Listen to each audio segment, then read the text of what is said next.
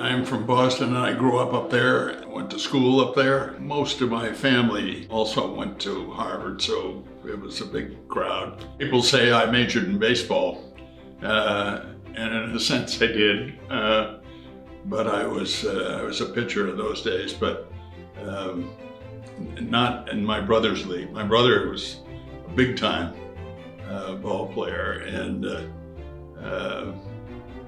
I was just good enough to play at Harvard. I played baseball when I was in the Navy, and I was on the 6th Naval District team, and then we went to the Nationals, and I spent 2 years in Jacksonville, and then got into the leather business. It was beautiful, and saddlery leather, and shoe leather, a lot of shoe leather, but saddlery leather and so forth.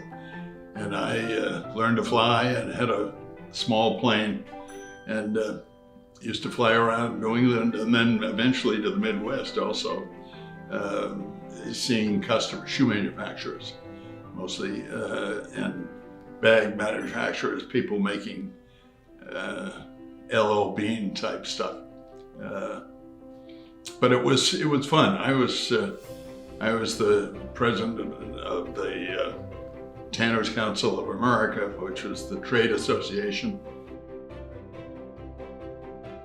We lived at the place up in outside of Boston in Jamaica Plain for 5 or 6 years, and before we moved down here. And so I've got plenty to compare with it, and this is much better. Particularly the food, much better. Janet was in the memory care section of the place up in Brookline where we were living before. Memory care was a fact of life for us, but it would have been wherever we went. We would have had to have had it. I think it's great, and they've done a good job, and they try to answer questions and so forth, but there aren't too many things that people can complain about. And I've had several people who are old friends from Boston who know that we're down here now and have asked me, called to ask what's it like, and sort of answering your question, and the answer is it's great, and they've taken good care of us, and they're responsive.